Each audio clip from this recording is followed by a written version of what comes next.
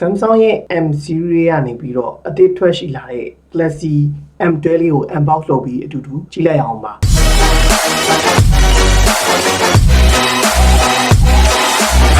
Galaxy M12 ရဲ့ထူးခြားချက်ကိုပြောရမယ်ဆိုရင် M12 မှာပါဝင်တဲ့ SoC ကတော့ Samsung ရဲ့ကိုယ်ပိုင် SoC ဖြစ်တဲ့ Exynos 850 ကိုအသုံးပြုပေးထားပြီးတော့ပုံမှန်ဈေးတန်းတူဝယ်ယူရရှိနိုင်တဲ့ Snapdragon 450 SoC တွေထက်ပိုမိုကောင်းမွန်တဲ့ရလဒ်ကိုပေးစနိုင်တာကိုတွေ့ရပါတယ် GPU အနေနဲ့ကတော့ Mali 52ကိုတက်ဆင်ပေးထားတာဖြစ်ပါတယ် Snapdragon 450နဲ့ Samsung ရဲ့ Exynos 850တို့ရဲ့ကျွန်တော်တို့နှိုင်းယှဉ်ထားတဲ့ graph လေးကိုဖော်ပြထားပါတယ်ဒီမှာဆိုရင်လည်းကျွန်တော် single core multi core တွေရဲ့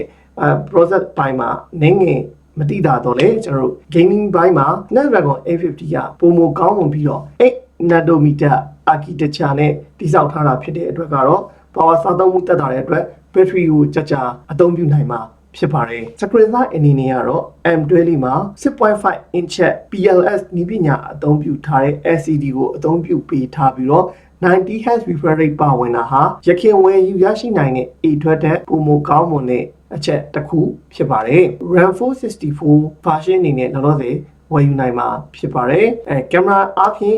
quad camera set တဲ့ကင်မရာလေးလုံးပါဝင်ပြီးတော့ main camera ကတော့ 40 megapixel main camera 5 megapixel ultra wide lens 2 megapixel macro camera နဲ့2 megapixel depth sensor တို့ကိုတက်ဆင်ပေးထားပါတယ် selfie camera ကတော့8 megapixel camera ကိုတက်ဆင်ပေးထားတာဖြစ်ပါတယ်ဘက်ထရီပိုင်းအနေနဲ့ 1000 mAh ဘက်ထရီပါဝင်ပြီးတော့ Samsung ရဲ့ထုံးစံတိုင်း15 watt quick charging ထည့်သွင်းပေးထားတာကို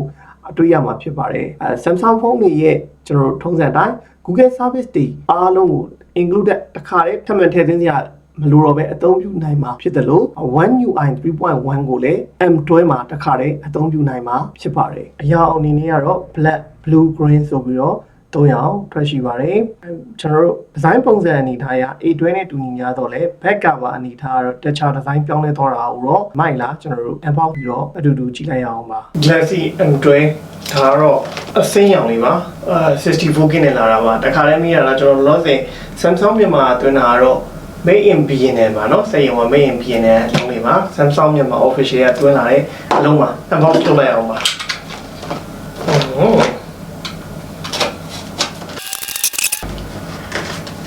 အဲ့တော့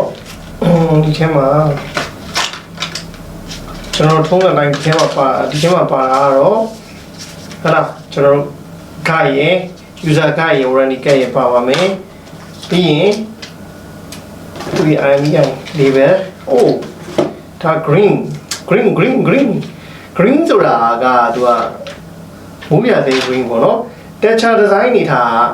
ကျွန်တော်အရင်က plain ပေါ့နော်နောက်ထွက်တဲ့ကျွန်တော်တို့ Samsung တွေဝင်တာတော်တော်များ plain ဖြစ်သွားတယ်အဲ့တွဲမှာလည်း plain ဒီမှာတော့ကျွန်တော်တို့ texture နဲ့ဒီ grip လေးတွေထည့်ပေးထားတယ်ပေါ့ grip ကတော့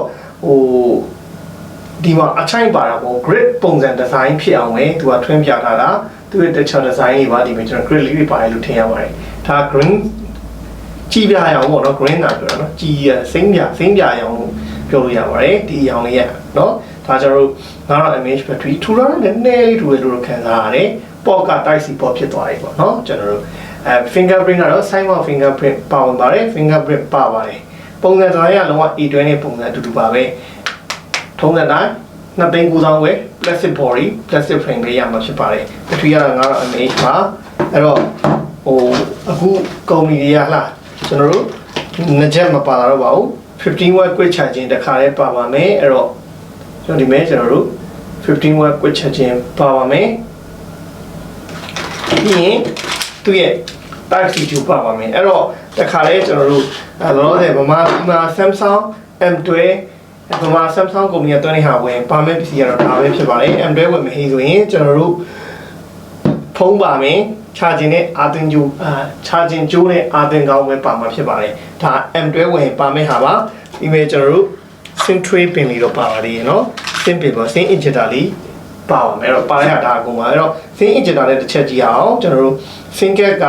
SIM card နဲ့ memory card တစ်ခါလေးသုံးလို့ရလားဒီမှာကြည့်လိုက်အောင်ပါရပါတယ်ကျွန်တော် SIM card နဲ့ memory card တစ်ခါလေးသုံးလို့ရပါတယ်အဲ့တော့ဒီကောင်မှာ M12 မှာကျွန်တော်တို့ဟိုပါပေါ့ ကောရကောရာပါလာမပါလာတဲ့တခါလေးဆန်းပြလိုက်ပါမယ်။ရှင်းကြအောင်နော်ကျွန်တော်ခဏလေးစောင့်ပါဖွင့်လာတာလေးကဲတော့ပွင့်သွားပြီဆိုတော့ကျွန်တော် select လေးတစ်ချက်လုပ်လိုက်အောင်ပါဒီမဲ့ကျွန်တော်တို့ Samsung ဖုန်းတွေဝင်ရတခါလဲကျွန်တော်တို့ဒီ Zoji တို့ဘာလို့တခါလဲမြန်မာလိုထားပြီးသုံးရတယ်ကိုကတကယ်လို့ Unicode သုံးပါဆိုရင် English United States လို့ကြိုက်တာပြီးတော့တဘာမှကိုကအခုချိန်ထိ Zoji သုံးနေရင်တော့ English Zoji သုံးပြီးဝင်သွားလဲရပါတယ်ပေါ့နော်ကျွန်တော်ဒီမဲ့ United States ပဲထားလိုက်ပါမယ်ပြီးရင် select လေးတစ်ချက်စောင့်ပြီးပါပေါ့နော်အဲ့တော့ပွင့်ပြီပေါ့ထုံးစံတိုင်း display ကတော့ကျွန်တော်တို့တစ်ချက်ထည့်ပြောစရာရှိတာ display ကတော့ကျွန်တော်တို့ 1080p မဟုတ်ပါဘူး 720p HD+ display ပဲရပါတယ်နောက် brightness အနေနဲ့ကတော့သူကကျွန်တော်တို့420 အထိပဲ nit ရမယ်လို့ဆိုထားပါတယ်ပေါ့နော်သူရဲ့ကျွန်တော်တို့ site မှာတော့နောက်တစ်ချက်ကတော့သူရဲ့ display ကိုပြောလက်စနေဆိုကျွန်တော် display map မှာဒီ display မှာ 90Hz refresh rate ပါတော့တစ်ခါလေးကြည့်လိုက်အောင်ပေါ့နော်ကျွန်တော် display မှာ refresh rate ပါတာကျွန်တော်တို့ဒီမဲ့ adaptive ဆိုရင်တော့သူ 90Hz ထိ support ပေးတယ်ပေါ့ adaptive ကတော့တစ်ခါတည်းထားပြီးသားတကယ်လို့ကိုကပုံမှန် battery ခံတာနဲ့ပိုခံခြင်းနဲ့ဟိတ်ဆိုရင်တော့ 60Hz ကိုပြောင်းလို့ရပါတယ်ဒီ smooth ဖြစ်တဲ့နှုန်းကလည်း adaptive မှာ smooth ဖြစ်တာတဲ့ standard နဲ့ smooth ဖြစ်တာကိုပြထားတယ်ပေါ့နော်အဲ့တော့ကိုကစိတ်ကြိုက်ထားပြီးသုံးလို့ရပါတယ် 90Hz နဲ့သုံးခြင်းလား 60Hz နဲ့သုံးခြင်းလားပြီးရင် apply နှိပ်လိုက်အောင်ပါပဲเนาะဒါတော့ကျွန်တော်မပြင်တော့ပါဘူး 90Hz ပါတယ်ဆိုတာပြခဲ့လိုက်တာပါအဲ့ဒါ A တွဲထက်တည်တည်သာထူးခြားတဲ့ချက်ပါနောက်ပြီး A ထွက်တဲ့ M တွဲမှာပိုကောင်းတဲ့အချက်ကတော့အခုနကပြောတဲ့ SOC Exynos 850ဟာA တွဲမှာပါတဲ့ Snapdragon 450ထက်ပိုပြီးတော့ကျွန်တော်တို့စွမ်းဆောင်ရည်ကောင်းတာကိုတွေ့ရမှာဖြစ်ပါတယ်နောက်တစ်ချက်အနေနဲ့ကတော့ Quad-core ပါလားကျွန်တော် Sign phone လေးကိုခေါ်ပြီးစမ်းပြလိုက်ပါမယ်ပေါ့ကျွန်တော် Samsung ဖုန်းတွေရဲ့ဒါအားသာချက်လို့ပြောလို့ရပါတယ်เนาะအခုချိန်မှာဝယ်မယ်ဟိဆိုရင် business သုံးမယ်ဟိဆိုရင် record တစ်ခါတည်းcall recording တစ်ခါတည်းလုပ်လို့ရပါတယ်ဒါမိုက်ပါတယ်နောက်ပြီးရင်ကျွန်တော်တို့အတန်ထွက်နဲ့ဟိုဟာလေးဆန်းအောင်လို့ YouTube ထဲမှာဝင်ပြီးတော့တစ်ချက်ကြည့်လိုက်အောင်ပါ Samsung အတန်ထွက်လေးဘယ်လိုနေတော့เนาะကျွန်တော်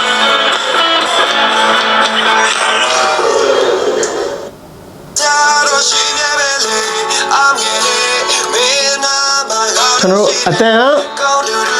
ပုံမှန်နားထောင်လို့ရတယ်ကောင်းတဲ့အနေထားမှာပါတယ်dual speaker မပါတဲ့အတွက်ကတော့မမိုက်ဘူးပေါ့ဒီဒေသဝင်းကျင်ဖုန်းတို့တော်များများမှာအခုနောက်ပိုင်း brand စုံမှာ dual speaker ထည့်ပေးလာတဲ့အတွက် dual speak လေးတာထည့်ပေးမယ်ဟိဆိုရင်တော့ပို့ပြီးတော့အဆင်ပြေမယ်မိုက်မယ်ဆိုတဲ့အနေထားမှာရှိရဲ display ကတော့ဒီပါမယ်ကျွန်တော်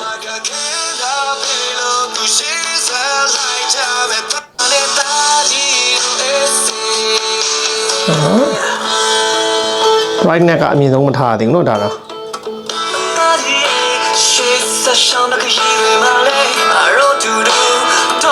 ဒါဆိုရင်เนาะ brightness အများဆုံး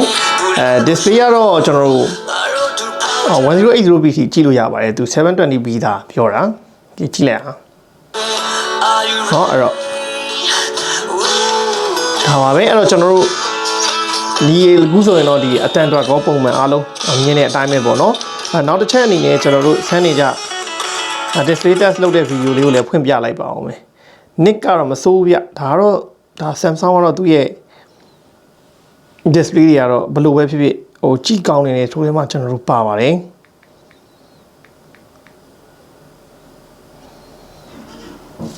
ကျွန်တော်ဒီမဲ့ကြည့်ပါเนาะ display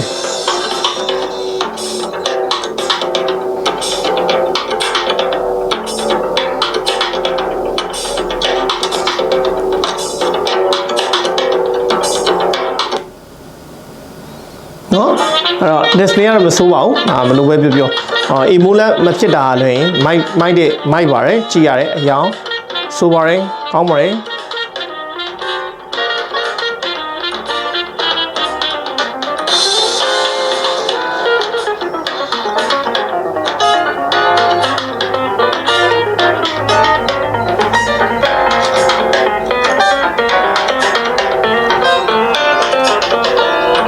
ဒါတော့ကျွန်တော် M12 လေးရဲ့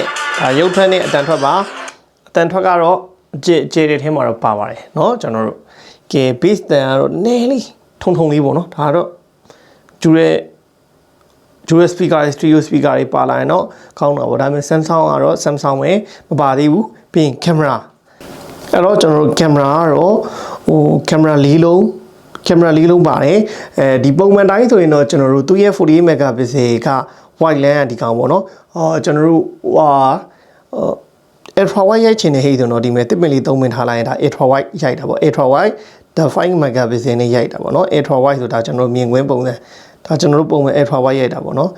နည်းနည်းတော့ဓာတ်ပုံရဲ့ရုပ်ထွက်ကတော့ကျွန်တော်တို့လင်းလဲပါတော့နည်းနည်းဖွာခြင်းဗျညပိုင်းမှာတော့เนาะအပြင်မှာနေကင်းရရင်တော့ဒီတက်ကောင်းတဲ့ result ရမှာပါကျွန်တော်တို့ပါတဲ့ feature လေးပဲနမူနာပြလိုက်တာဆိုတော့ဗောနော်ဓာတ်ပုံ unbox လုပ်တာ review လုပ်တာမဟုတ်ဘူးဗောနော်ကျွန်တော်တို့လုပ်တဲ့ video တွေက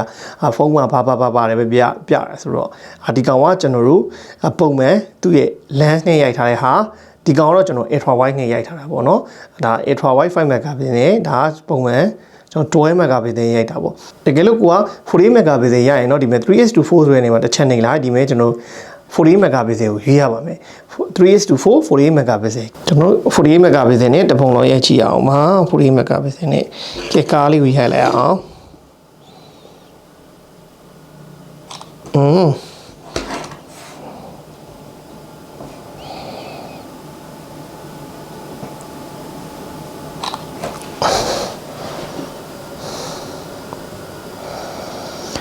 နော်ကျွန်တော်ဒါ48 megapixel နဲ့ရိုက်ထားတဲ့ပုံလေးတွေပါထုံးစံတိုင်းပေါ့နော်ကျွန်တော်48 megapixel ရိုက်ထားတဲ့အတွက်ကတော့megapixel များပါတဲ့အတွက်ကတော့အပုံတွေကိုကောင်းမွန်ဟလား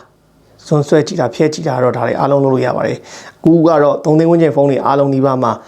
ကျွန်တော်48 megapixel ကင်မရာတွေကတော့ပါလာပါပြီပေါ့တကယ်ဓာတ်ပုံရဲ့ result ကတော့ကျွန်တော်တို့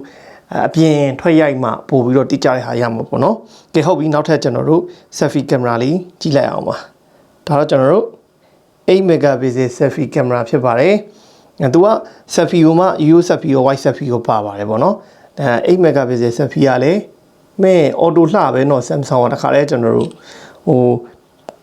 တရုတ်ဖုန်းလေးလိုပဲ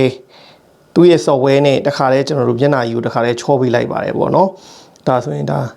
ကျွန်တော်တို့8 megapixel selfie camera လေးကလည်းမစိုးဆိုတဲ့အနေထားမှာရှိပါတယ်ပုံမှန်ကျွန်တော်တို့ portrait selfie မှာ portrait ရိုက်ချင်တယ်ဆိုလဲကျွန်တော်တို့ portrait ကိုဒီမဲ့ selfie ကိုမှကျွန်တော်တို့ wide selfie single selfie ရှိပါ wide selfie ဆိုရင်ဒီမဲ့လူ2ယောက်ပုံဆို wide ဖြစ်သွားတာပေါ့နော်ဒါ wide lens နဲ့ single selfie ရိုက်လို့ရတယ်ပေါ့အဲ့တော့ကင်မရာကတော့ပြောမဟိဆိုရင်တော့အရင်ကောင်းလားဟိဆိုရင်တော့အရင်ကောင်းတဲ့အဲမှာတော့မပါဘူးပေါ့နော်အရင်တော့မကောင်းဘူးဒါပေမဲ့function တွေစုံတယ်ပေါ့ megapixel များနဲ့ရိုက်ချင်48 megapixel နဲ့ရိုက်ပါ wide lens ရိုက်ချင်တော့5 megapixel ultra wide lens ပါတယ်ပေါ့function စုံတဲ့ကင်မရာတစ်လုံးပါတယ်လို့ပြောလို့ရပါတယ်ပြီးရင်ကျွန်တော်တို့ထုံးစံတိုင်း Samsung ရဲ့ကျွန်တော်တို့ exclusive feature တွေဖြစ်တဲ့video call တိုက်ရိုက်ခေါ်တဲ့ဟာတို့เนาะပြီးရင်ကျွန်တော် call recorder ပါတာတို့ကတော့ Samsung phone 9ကိုဝယ်ရင်အသုံးပြုနိုင်မှာဖြစ်ပါတယ်အဲ့တော့ Galaxy M12 လေးကိုပြန်ပြီးတော့နှစ်ချုပ်ရမယ်ဟိဆိုရင်ကျွန်တော်တို့မေးစရာရှိတာ M12 နဲ့ E12 နဲ့ကိုဘယ်ဟာဝယ်သင့်လဲမိတယ်ဟိဆိုရင်တော့ M12 မှာပါတဲ့ hardware specification ဖြစ်တဲ့SoC က M12 မှာ E12 နဲ့ရှင်ပိုကောင်းတဲ့ SoC ပါတယ်ကင်မရာဘိုင်းမှာတော့အားလုံးစက်တဲ့အတူတူပဲဖြစ်တယ်နောက်ထပ်တစ်ချက်အနေနဲ့ display မှာဆိုရင်တော့ဒီ M12 လေးမှာတော့ 90Hz refresh rate ကိုသုံးထားတာဖြစ်တဲ့အတွက် E12 ထက်ပိုကောင်းတာကိုတွေ့ရမှာဖြစ်ပါတယ်